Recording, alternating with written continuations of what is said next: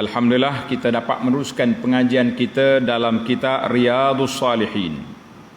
Bab yang ke-66, bab istihbabi ziyaratil quburi lirrijali wa ma yaquluhu zairu. Bab disunatkan menziarahi kubur bagi kaum lelaki, dan doa yang patut diucapkan, dibaca oleh orang yang ziarah kubur.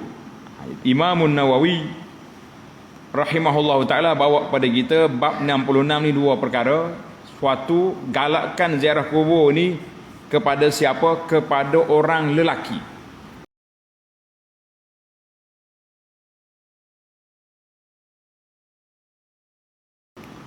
Kemudian adab dianya, kita kena bila sampai kubur kita berdoa kepada siapa? Minta doa dengan Allah Azza wa Jalla supaya kita dapat,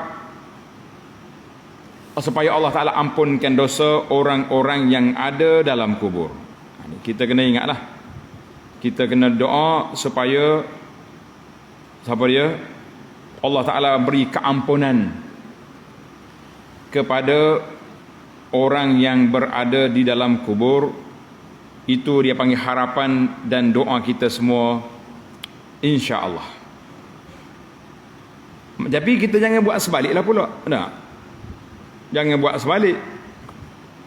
Ada setengah orang ni ahlus sunnah, yas'aluna Allah Ta'ala an yarhamal amwat. Dengan ni kata-kata ni, ulama ahlus sunnah wal jamaah ajar kepada kita, minta dengan Allah Azza wa Jalla supaya Allah Ta'ala bagi rahmat, keampunan, maghfirah kepada ahli kubur. Tapi ada satu kumpulan lain pula, yas'alunal amwat, diminta dengan orang mati supaya dapat rahmat kepada orang hidup. Kita kata ini terbalik.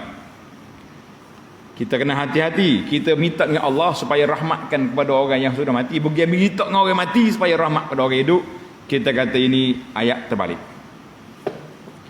Sebelum kita pergi kepada syarah hadis kita nombor 581, terlebih dahulu anak nak jelaskan kepada jemaah tentang bab yang ditulis oleh Imam Nawawi. Nawawi kata bab istihbabi ziyaratil qubur lirrijal, bab sunat ziarah kubur bagi kaum lelaki. Bagaimana dengan perempuan? Adakah orang perempuan tak boleh ziarah kubur? Ini soalan. Orang perempuan boleh ziarah kubur ke tak boleh? Jawabnya boleh ziarah kubur, bukan tidak boleh. Kerana terdapat beberapa hadis Nabi SAW beritahu, ala fazuruha, gilah ziarah kubur. Maka ulama kata perkataan itu umum kepada laki-laki dan wanita. Kemudian sebab ziarah kubur yang kedua, fa innaha tuzakkiru bil akhirah.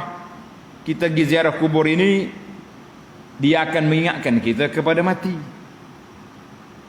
Dalam hadis yang hasan sanadnya, diriwayat oleh Anas, hadis ini dikeluarkan oleh Al-Hakim bi sanadin hasan. Nabi kata fa innaha turiqul qalb, pergi ziarah kubur ni melembutkan hati. Wa tudmi'ul aina, menitiskan air mata. Wa tuzakkir bil akhirah, mengingatkan kita kepada akhirat. Dalam hadis Abi Sa'id Al-Khudri dengan sanad sahih, fa inna fiha ibratun, pergi ziarah kubur itu memberi pengajaran kepada kita. Itu dua, galakkan ziarah kubur secara umum, laki-laki dan wanita. Yang ketiga, terdapatnya rukhsah, kelonggaran wanita pergi ziarah kubur, sebagaimana hadis yang diriwayat oleh Al-Hakim wal Baihaqi bi isnadin sahih. Satu hari Sayyidah Aisyah balik daripada kubur. Seorang sahabat, nama dia, seorang rawi ni kata Abdullah bin Abi Mulaikah, dia tanya, min aina aqbalti ya umma, ibu dari mana? Qala min qabri Abdurrahman bin Abi Bakar. Aku mari ziarah kubur Abdurrahman, abang dia. Saya pun tanya dia, alaysa kana Rasulullah, bukankah Rasulullah sallallahu alaihi wasallam larang orang perempuan ziarah kubur? Qalat na'am. Maaf. Awalnya Nabi kita larang ziarah kubur. Aisyah kata qalat na'am, betul. Summa amara bi ziyaratiha. Kemudian Nabi kata ala fazurha, pergilah ziarah. Maknanya yang ketiga ni menunjukkan bahawa Aisyah pergi ziarah kubur. Karena kalau orang perempuan tak boleh ziarah, maknanya Aisyah tak akan pergi dah lah. Yang keempat, Nabi kita sallallahu alaihi wasallam ajar kepada Aisyah ketika dia tanya, bagaimana kalau aku ziarah kubur, apa yang aku nak baca? Maka Nabi kata, assalamu ala ahli diyar, sampai ke akhirnya. Itu menunjukkan bahawa Nabi kata, jangan pergi. Tak, tidak ada larangan secara sharah. Tetapi, tanda, ini tetapi. Orang perempuan boleh ziarah kubur dengan dawabit, dengan syarat-syaratnya. Syarat yang pertama, tanda sini. Yambaghi lahunna adam al-ikthar. Orang perempuan tidak dibenarkan banyak ziarah kubur. Hari-hari duduk kubur lah. Dia pergi apabila dia teringat kepada mak ayah dia yang sudah mati, suami dia ke adik-beradik dia. Dia pergi apabila dia rasa hati dia keras, nak pergi lembutkan hati, maka itu hak dia. Wasabata an Rasulullah sallallahu alaihi wasallam, kerana telah terdapat dalam hadis Nabi sallallahu alaihi wasallam, Nabi kata la'anallahu zawaratil qubur. La'anallah, Allah Taala laknat zawarat, perempuan-perempuan yang banyak pergi ke kubur, maka itu tidak boleh. Arti al-muksirat. Al-muksirat maknanya perempuan itu banyak. Maka kita kata wanita, syarat yang pertama, wanita boleh pergi ziarah kubur sekali-sekala untuk mengambil iktibar wa fiha ibrah, dan untuk melepaskan ingatan dia kepada keluarga dia, ayah dia, suami dia, boleh dia pergi ziarah kubur, tidak dilarang. Sebab, tapi jangan banyak. Itu syarat yang pertama. Syarat yang kedua, jangan dia melakukan perkara-perkara yang mungkar. Pergi duduk bertempik di kubur, itu tidak boleh. Kalau zaman kita ini pergi ke kubur dengan tidak menutup aurat, berhias-hias, itu juga tidak dibenarkan. Pergi kubur bukan ambil pengajaran, nak pergi selfie-selfie, itu tak payah. Maka kita kena ada dawabit. Orang perempuan ziarah kubur dengan syarat-syarat yang tersebut. Jadi alhamdulillah ramai para alim ulama, Al-Hafidh Ibnu Hajar, Al-Aini dan lain-lain mengatakan demikian. Tapi Imam Nawawi dalam kitab dia ni jelas ziarah kubur sunat bagi laki-laki sahaja. Jadi kita perluaskan sikit daripada pandangan ulama lain, tapi dengan dawabit 5 perkara yang telah saya sebut tadi, ataupun beberapa perkara.